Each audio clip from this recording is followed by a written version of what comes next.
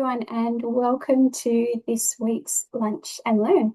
My name's Sally, and I am the Inclusive Employment Australia Policy Manager here at Disability Employment Australia. I would like to begin today by offering an acknowledgement of country and acknowledging the traditional custodians of the land on which each of us are joining from today. For me, that's the Darkinjung people. I pay my respects to elders past and present and acknowledge that this is sovereign land that was never ceded. Thank you so much for joining us again this week. These Lunch and Learns are a partnership between Disability Employment Australia and the Centre for Inclusive Employment Australia, and they seek to deliver practical information and resources to those of you working in the provision of disability employment services. This week, I'm joined by a good friend of mine, Ben Moxey, who is the Emerging Technology Lead at Guide Dogs New South Wales ACT. Ben has a long career in customer service focused roles and more recently has transitioned into these roles that specifically focus around technology for people who are blind and vision impaired. And he's with us today to share some of that knowledge, but also talk about blindness and vision impairment in the workplace. So throughout the session, if you have any questions, please pop them in the Q&A or the chat, and we will get to them at the end of the presentation. Captions are also available, and Liv will pop instructions on how to access those in the chat. But for now, I will hand over to Ben. Thank you, Ben. Thank you, Sally. Good to see you again. Hello, everyone. I might quickly start by very importantly acknowledging the lands of the people that I'm on here today. I'm up around the Newcastle area, the lands of the Worimi and the Wabakal people. So, God, where to start? First off, I'd like to tell everyone that I have chosen today to not have a PowerPoint presentation. Now, I am totally blind, but I want to make the point that I've decided not to use a PowerPoint for that reason. So people with blindness do use PowerPoints very frequently. And in fact, I have to do in my job reasonably regularly, probably more than I'd like to. But at the end of the day, the PowerPoint was basically just going to give me my talking points. I didn't want to put a whole bunch of information on there and bore you to death. I'd rather have more of a conversational style. So I hope that's okay with everyone. I'd also like to make sure I leave some time at the end so you can feel free to ask questions. So as Sally said, I've worked in, I don't think she mentioned this level of detail. I'll give you a bit more. I've worked in the blindness and low vision space for about 16, 17 years now. Most of that of which I've been training and assessing blindness related assistive technology. Been a really fulfilling role, and I feel like I kind of fell into it because I lost my vision entirely at the age of 20. And I guess I should give you a bit of background there too. And I think it's important because giving you this context will give you a bit of a sense of why I've got any business whatsoever sitting here talking about blindness and low vision and employment today. So I was born way back in 1980. And at that point in time, my retinas were totally detached, or at least partially. I can't really remember, but anyway, I couldn't see. It took them quite a while to realize this. And by the time they worked it out, I was about 8 months old. By the time doctors sort of formally realized that there was something wrong with my retinas. And if you don't know much about the eye, the retina basically lets you see light and dark. So if they're disconnected, then you basically your eyes don't work at all. Um, Fortunately for me, I was really lucky for a revolutionary technology to be happening overseas in the UK, where they pump oil into the eye, and the pressure of that oil actually puts the retina back in place, and all of a sudden you can see again. Effectively, it's like, reconnecting a battery, I suppose. So I was lucky enough to actually get funding through the Lions Club, through the World Blind Society at the time, to go over to the UK and have that surgery done. So long story short, it's definitely not my strong point. Like I've mentioned, Sally will probably have to pull me up today for sure and stop me talking, but I had vision. So it only ever out of one eye. In fact, I forgot to mention they tried to operate on the left eye back in Australia before I went to the UK, and it was unsuccessful. So that one's never worked. And I don't know if there's a lot of detail coming through the camera here, but for those that can see the screen, it's interesting because the left eye is the one that looks in reasonable condition. It looks like the one that worked, but unfortunately it never did. The right eye looks very clouded over, and people immediately assume that's the one that's never worked. And it was the one that was actually functional for around about 19 years. There was a whole bunch of surgeries along that journey, but as I've already said, long story short, and I'm trying to stick to that, lost that, well, that retina became disconnected again at about the age of 20. So I'm now just turned 46, so blind for about the last 26 years. So anyway, because of that, I sort of had to very much change how I did things. So in that period of my life where I was a teenager, I was reading using very strong magnification, very thick glasses. And then that quickly became very impractical. So I got to the point where I'd have a magnifying glass, and the thing with a normal optical magnifying glass is the stronger they get, the smaller the glass gets. So I ended up reading books, and it'd take me so long to get to the bottom of the page, I forget that what happened at the top. Um, then I had to very quickly transition into using blindness specific technology, so braille devices, and probably most importantly for me, screen readers on computers. So all of a sudden, that enabled me to get back on the internet, to be able to read information again because I was able to access it, over the net, and find employment and all that sort of stuff. So that's you can probably quickly see where I developed a bit of a passion for it. I was using it in my life to pretty effectively maintain my independence. I was doing online banking, online shopping, and all those sort of things that I could no longer do. At least I definitely couldn't do it easily with no vision. So I was harnessing those skills to maintain independence, lifestyle, move out of home on my own, etc. Gradually, I thought to myself, I was working in a telemarketing role for a very long time, for about 5.5 years, selling wine. I've said to Sally before, I drank more than I ever sold. And then eventually I thought, you know what? I've got all these skills in place. I wonder if I can support others, with blindness and low vision so they can, perhaps just enhance their independence and do what it is they want to do in life. So that's how I came to working in the space. I feel like I sort of fell into this career. For the last 5 years now, I've very much been focusing on accessibility, and my role here at Guide Dogs is basically based around looking at emerging technologies that are coming into the space. Um, so probably a good time to start talking about those common misconceptions, I suppose, around blindness and low vision, particularly related to employment. And I'll start off with some really basic ones and ones that I still sort of come across on a pretty regular basis. And it's understandable if you meet people in the community or employers, etc., that have never had any exposure to blindness. Like I said, many of these misconceptions are totally understandable. But let's see if we can dispel some of those today. So, some of the really obvious ones that I hear regularly, are people assuming that people with blindness can't use computers or they can't use smartphones effectively. The other thing is that we're using specialized devices all the time. So I'll often have someone say to me, okay, well, you must have a computer that's got a Braille keyboard. And the fact of the matter is, yeah, they do exist, Braille keyboards. They're not at all widely used. And when I should clarify, when I say a Braille keyboard, I mean your standard QWERTY keyboard that everyone's got in front of on their computer today, I would imagine, but having Braille labels on them. So you're feeling around to see what keys what. Now, as you can quickly determine, that's pretty impractical. You're not going to be quick in that respect. So in the blindness and low vision space, generally people are learning to touch type just like everyone on this call.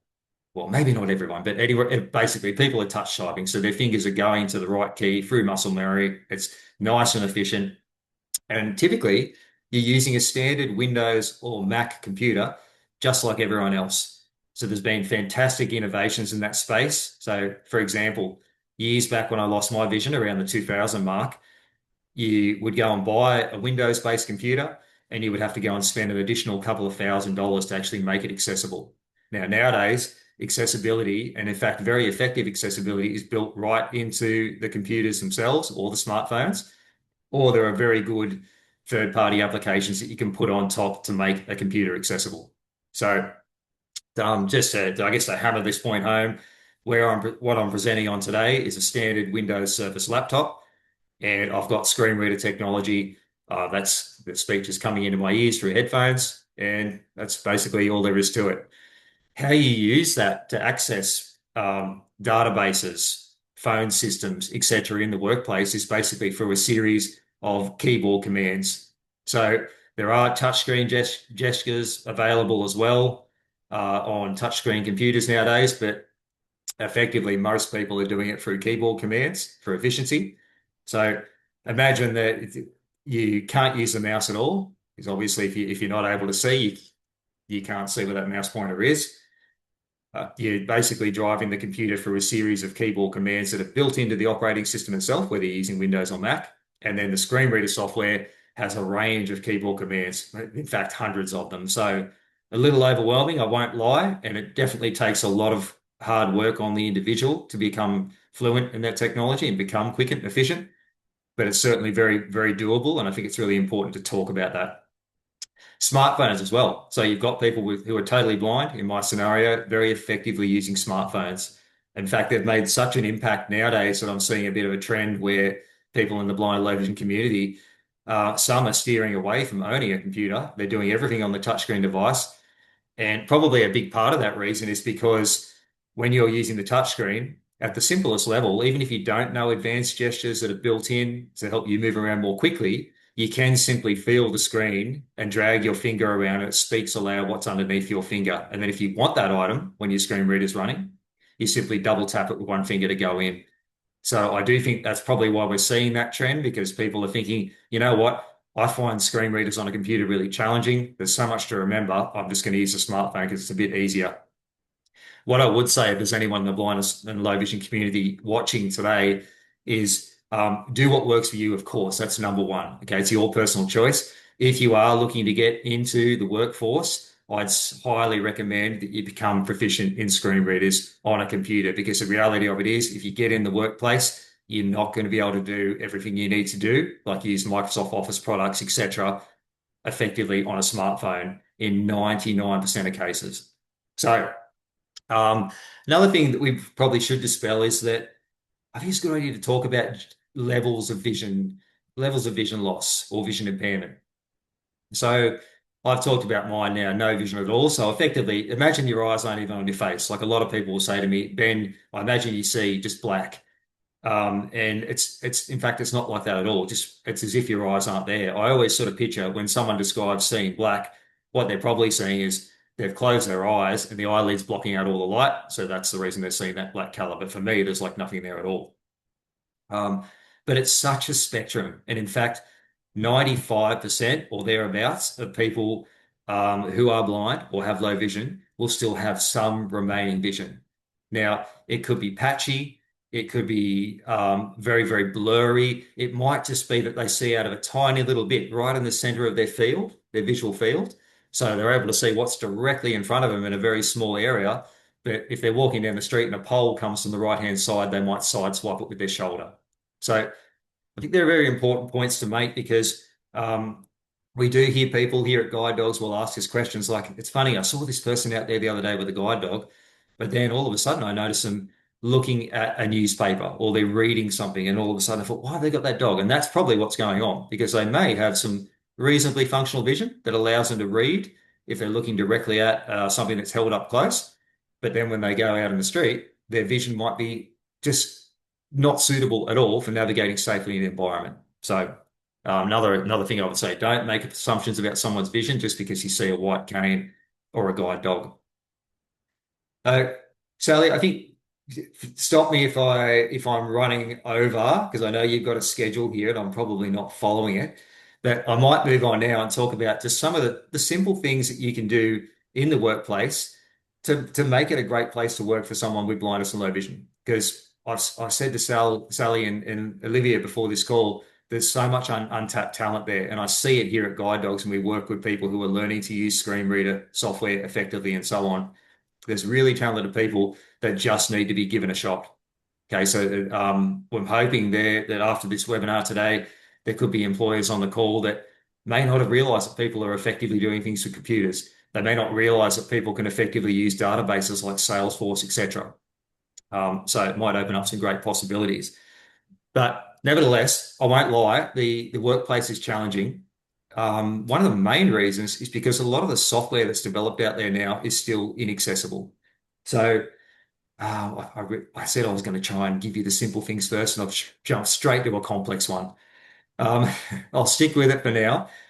What I can recommend, if you're hoping to get the workplace ready, or you might already have someone with blindness or low vision working, is to start scrutinizing your systems. So a lot of people might not have ever thought about accessibility before, and that's okay. It could be very new to you. My advice, if it is new, is don't overwhelm yourself. Start small. Even the really small changes can make a very big difference, and I'll get to that in a minute. But I think one of the key principles you can do in your workplace is look at having a dedicated accessibility resource if possible. So someone that's in that accessibility championing role. Ideally, it's an official role, so they're looking at the accessibility profile in an organization. Ideally, it might be multiple people, depending on how big your organization is. But you're hiring people that have got expertise to get in there, understand all the official guidelines, etc., understand the ins and outs of all the different assistive technologies available, and help you find good accessible software, hardware products, and so on to use in your workplace. Now, like I said, I jumped straight to a complex one because there's spend involved there, etc.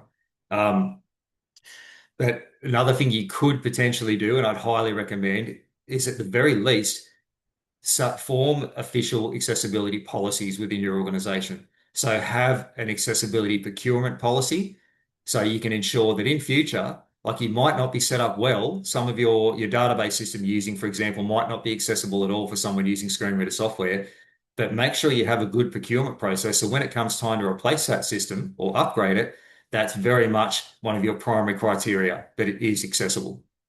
So having that sort of process in place is fundamental, I believe. It's something that we've done in recent years here at Guide Dogs. We also have held ourselves to account by getting officially audited by the Australian Disability Network, so we can maintain that high standard and keep enhancing. And I'll be honest with you all, like we don't get it right all the time.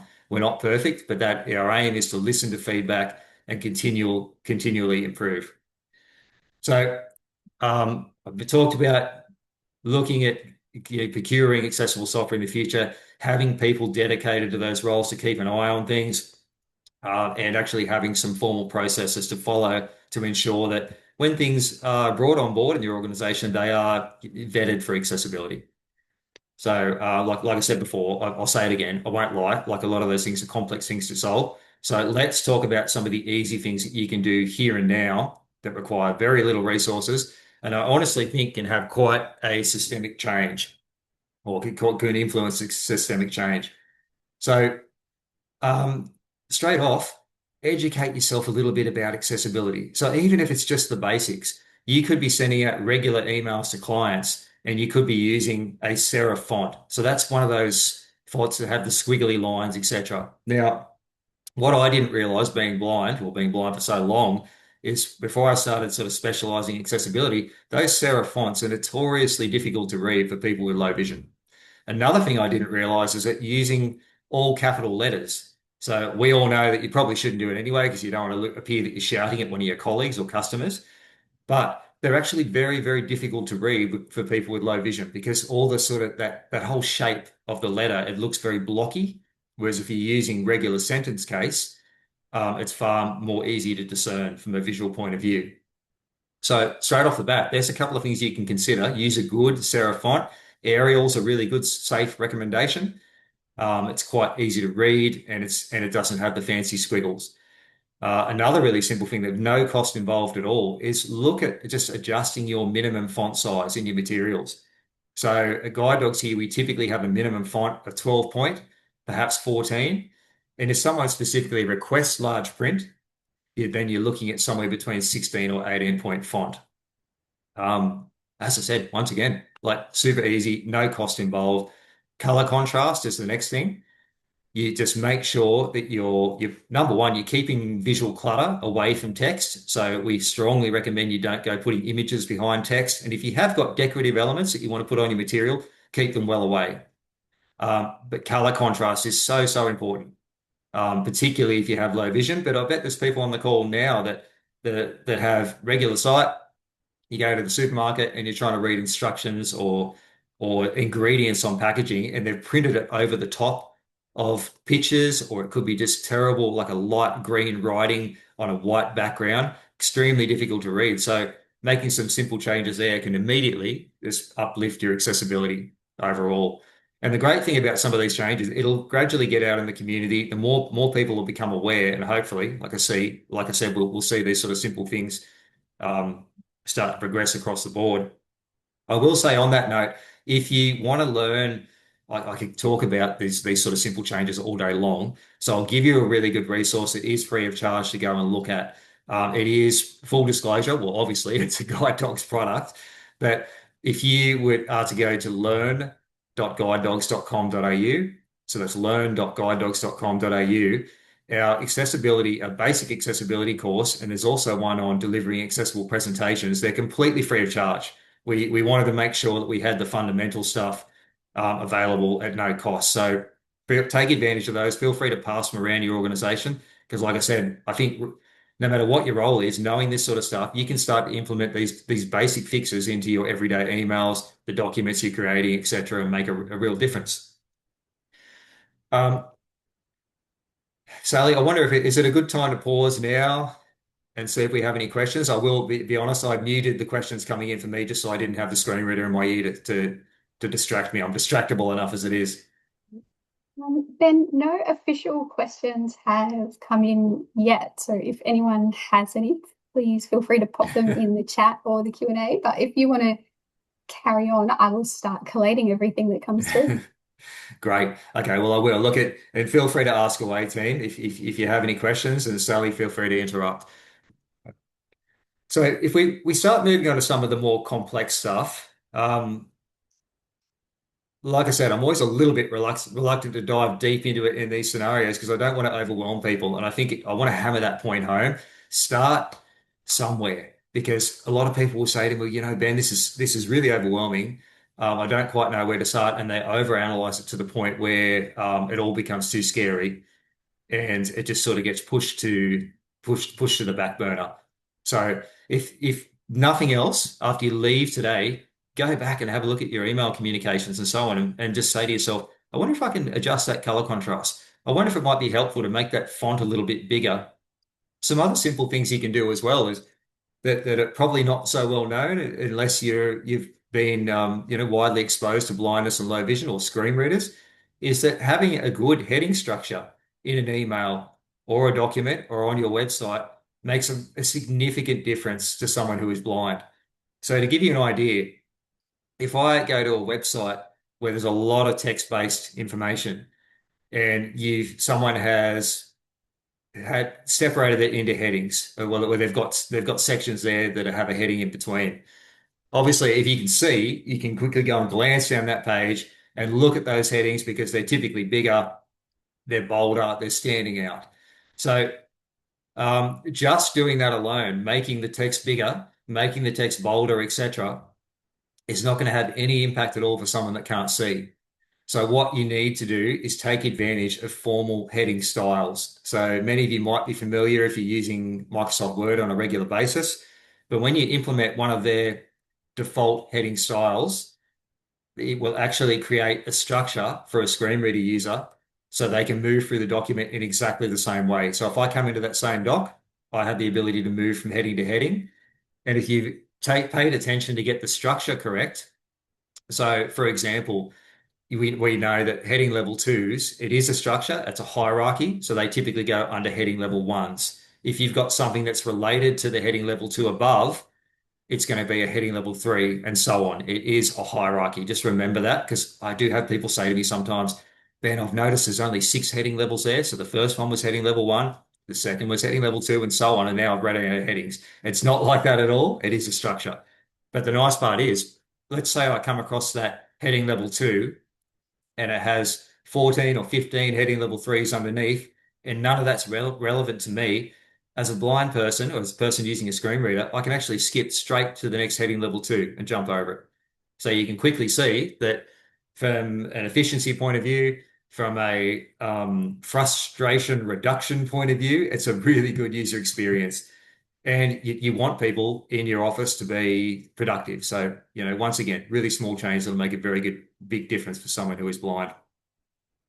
Some other things I could probably recommend that, once again, they're pretty easy to implement. Um, don't use tables to lay out documents, etc. Okay, so if you look at a table you're using in a document and you're using it to lay out content, you can rest assured it's probably going to be inaccessible to a user who is blind. So, does that mean you shouldn't use tables at all? No, absolutely not. Just be mindful that if you're using a table, you've got a good reason for it. You're using it to represent tabular data. So you need that table so you can form a relationship between what's in the column to what's in the row, and then you meet at that cell, that intersecting cell, and you rely on, you need something to form that relationship. But if you're using it purely to lay out content, just understand that it probably will be inaccessible, and we strongly discourage it. One thing I will say about tables, though, even a good accessible table, some people who are blind can find it a bit disorienting, especially if they're reasonably new to screen readers. So, what I would say is well, in that case where I do see quite commonly, people will put stuff in a table just to lay it out, and that table could very easily have just been a simple heading followed by a dot pointed list, a bulleted list. That's a way more accessible and, frankly, far more user-friendly way of presenting that information. Because from a blindness perspective, when you move into a table, you're hearing cell coordinates. There's different commands that you need to use to move up and down columns, etc. So if there's no need to use a table, then why add that additional complexity? And some of that sort of stuff will be mentioned in the free accessibility courses that I talked about earlier. So once again, learn.guidedogs.com.au. From that point on, like I said, some of the stuff here does get reasonably complex when you're starting to procure software, etc. Um, I've said it, it's probably the third or fourth time I've said it now, Sally. It is challenging. So you definitely need to pay some attention to getting that formal framework in place and get advice. So you're really worried about, am I going to get this right, or I don't quite understand screen readers, and I would encourage you to engage a reputable accessibility consultant if that's a viable option for you, and get that support to make sure you're doing it right. Because I tell you what, and I'm sure everyone can agree, there's nothing worse than procuring a software package that doesn't work out ideal for a number of reasons. But accessibility is right up there. You don't want to find yourself in a scenario where you've committed to a contract and it's you can't get out of it, and then you're stuck with an inaccessible product for quite an extended period of time. A caution on that as well, and I think it's important to say this: we have been caught out here. In full disclosure, we've been caught out in the past relying on people's goodwill. So we've had some scenarios, thankfully not for a very long time, that where through no fault of anyone in particular, but we've had a supplier come on board that has a software product we need for the business, and it hasn't been accessible, but we've determined through testing and so on that it looks like it could be a viable product. Um, when it comes down to contracts, the vendor, the supplier of that product, has not been willing to put formal accessibility clauses in the contract when you're signing off. Now, like I said, we've fallen for that before. We've relied on somebody's goodwill. They had a strong commitment, probably had a very good sales team, and we signed off on a product and then found that when it came to the crunch and when the accessibility enhancements needed to be made, it was never acted on. Okay, so I just want to caution you there. It's something that we're very strong on here now at Guide Dogs. We have accessibility standards. We have standard clauses that go in our contracts. And I also highly recommend that if you see someone who's saying that they won't agree to those accessibility clauses, that's a major red flag to me. Like I said, we're learning from previous mistakes. And I'm very strong here at Guide Dogs that if we're going to bring on a third party, and they are committing to accessibility, they should have no issue at all putting that down in the contract. To the extent where I generally suggest that if there is a commitment as well, then it needs to be formally outlined. You need some sort of a timeline. So realistically, the issues may not be fixed overnight, but there's no point signing on to a contract for 3 years and then having the accessibility issues fixed in the last 6-month period. So consider that as well, having some safeguards for yourself where you look at agreed timelines for these different things to be met, and then potentially some sort of an exit clause if they don't uphold their end of the bargain. So, Um, Sally, yes. had a couple of questions come Mm, through, and since you're on the topic of software, one's come in about AI and the accessibility of different AI platforms. mm. And I know I've certainly tested out quite a few. How have you found them in terms of accessibility? Yeah, up and down. So it's really surprising, isn't it, Sally? So in a blind and low vision world, I would say in general, at least what I hear on the ground, there's a lot of excitement about AI. You'll often find, well, I'm saying this anecdotally, but a lot of people are really excited by the possibilities. We're probably more optimistic than most because what we've seen so far, the benefits, particularly when it comes to computer vision, so being able to take a photo of something in front of you and get very accurate information about what's in that environment is quite frankly mind-blowing. So we've been, I would say we're pretty early adopters in the blind and low vision community. I reckon you probably agree, Sally. Um, Absolutely. but rather disappointingly, some of these platforms that you might be using, like ChatGPT, etc., I just mentioned that because I know it's the name on probably the name on everyone's lips, have had a pretty extensive accessibility issues when you're trying to use their platform on a computer or so on. So Mm. up and down. I see. And I think it definitely will get better. It's certainly on the radar. What's a really interesting space moving forward is that they suspect, and I'm keeping a close eye on this, they do suspect AI is going to be used more and more for accessibility checking and fixing and remediating accessibility issues. Now, I believe it will get a lot better over time, but I think we're still way off. And I don't think we'll ever, well, personally, I don't think we'll ever be at the point where we can eliminate manual checks and people with lived experience getting involved. Because to give you an idea now, and I'm sure this question might come up later, the accessibility checkers that are involved in software and so on, people always ask me how good are they? So they're AI based, and they definitely will get better. But I just at an accessibility conference last year, someone had done a study on this, and at the present time, they're picking up an estimated 30%. Now, when he did his research, he actually found it was more realistically down the 12% mark of issues that these AI tools are picking up. So that means when you see your documents accessible in Word, for example, like I will say, they've got a lot better at picking up the basics, but you typically can't guarantee that it's just ready to go straight out to your external parties. A safeguard there is, like I said, get in there and learn a bit about what you can do, like use those courses. And if you keep your documents simple and stick to the principles suggested, then you know you're probably going to be pretty home and hosed. So that's my advice there. Um, Sally, I'm probably going a little bit off topic here, but I know I do get asked quite often as well, where do I think, well, what do I think is really exciting coming up for AI, aside from that computer vision aspect, aside from the fact that we may get better accessibility, automated accessibility testing, which, could have a systemic effect overall if people aren't doing any manual testing. Um, the really next exciting frontier is if they actually manage to get agentic AI off the ground. So agentic AI is basically the AI going off and doing complex steps for you. Um, the thing I love about that is we do see people in the blindness, it's in the blindness and low vision community that it might have lost their vision later in life and never really use computers all that much. And as you guys can probably understand, coming to grips with doing something non-visually all of a sudden when you sit down in front of a busy website on a computer and you can't see the screen, remembering all those hundreds of keyboard commands that you need to get around effectively, sometimes people just don't quite get there. So I'm so excited if agentic AI gets off the ground and you're able to simply use a voice prompt to go and order your groceries effectively, book travel, um, that sort of exciting stuff. Now, I will say everything that I read from mainstream tech, assistive technology publications and otherwise suggests that it's way further off than we expect. It's a massive leap from just the large language models that we've got now.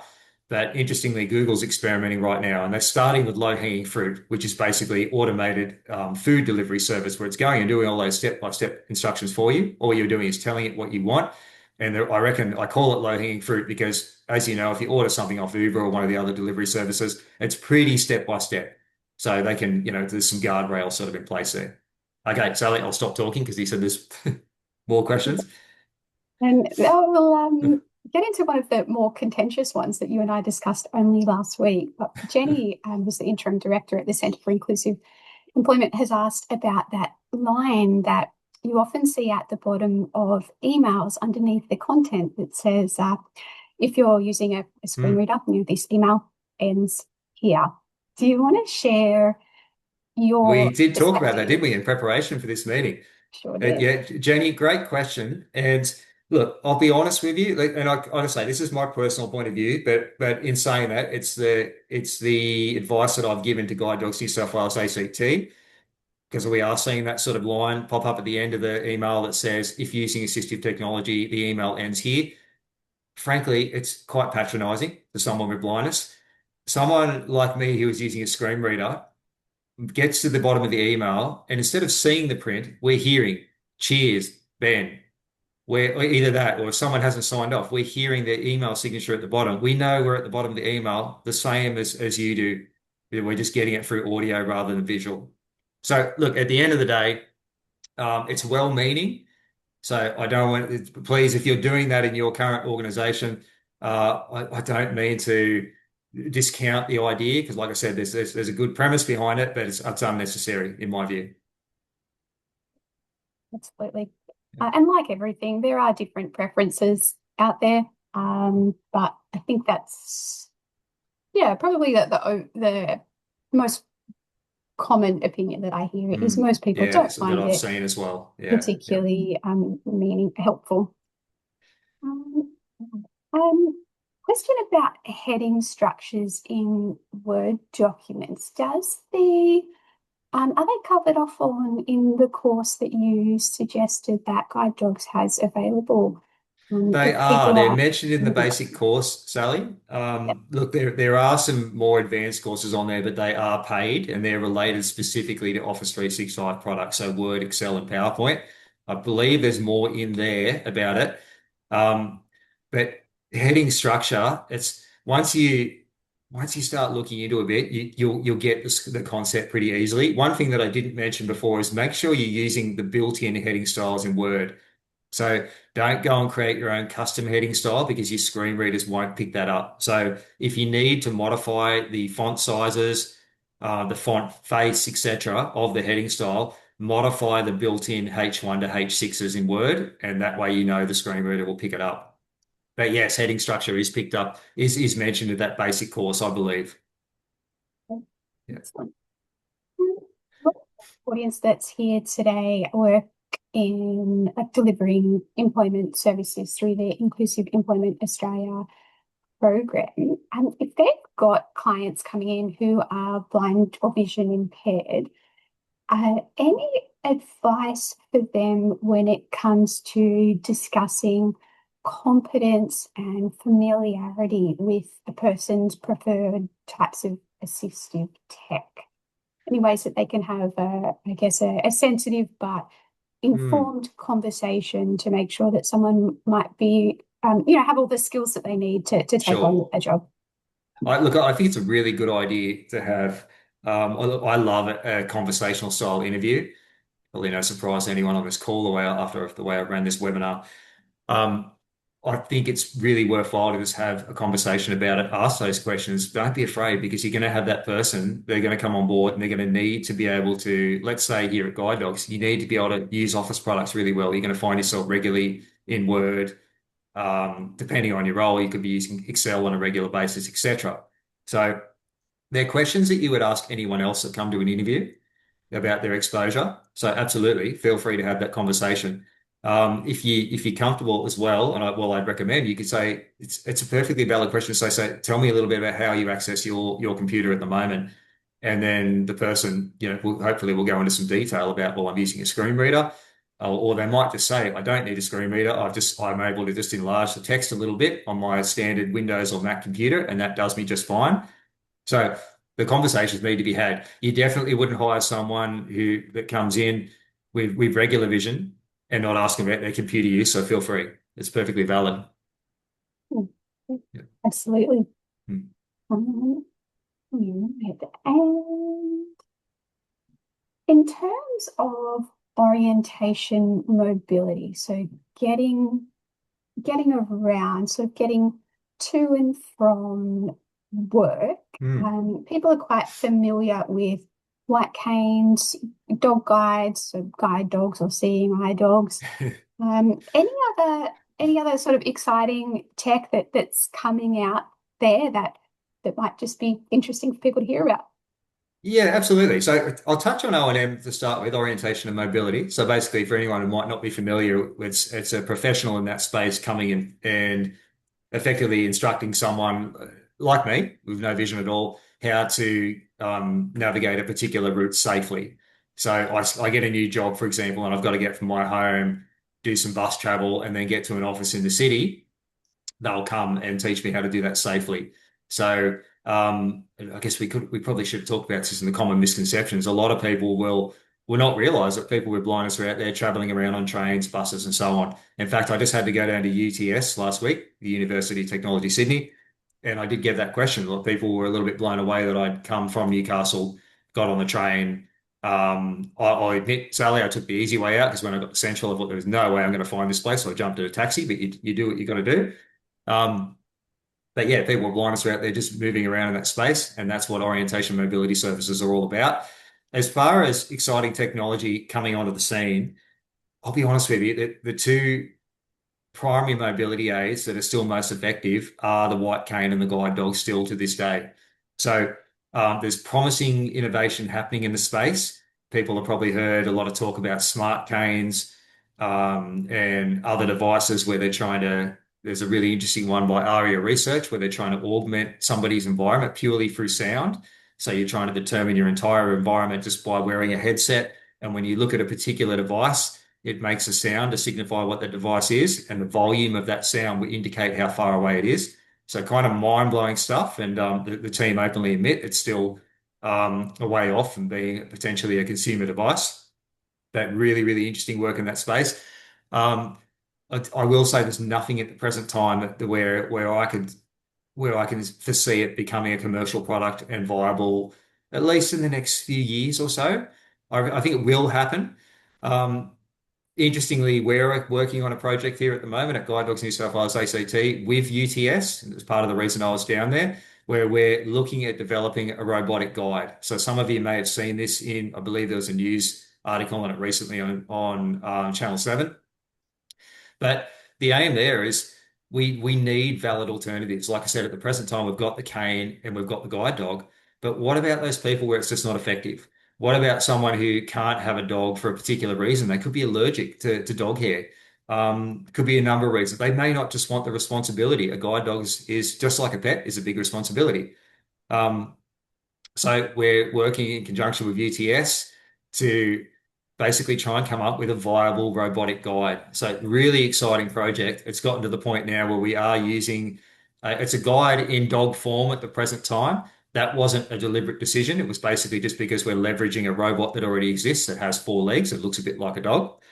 But we're hoping that in the future it could potentially be some sort of a handheld device and just giving people with blindness and low vision another option. So yeah, a really exciting space, and I would say watch it. Absolutely, very Yeah. exciting. As someone who regularly has to travel on planes with a guide dog, it's quite the effort from booking a Mm. ticket to getting through security. So personally, very excited about these robotic guide dog And replacements. I look, I should say because that's interestingly there's quite a bit of contention when people started first talking about robotic guides because a lot of people immediately thought, oh, they're replacing guide dogs. How can they replace these beautiful creatures? So I want to make it really clear, not about replacing. It's about having an alternative for when a guide dog just doesn't suit for a number of reasons.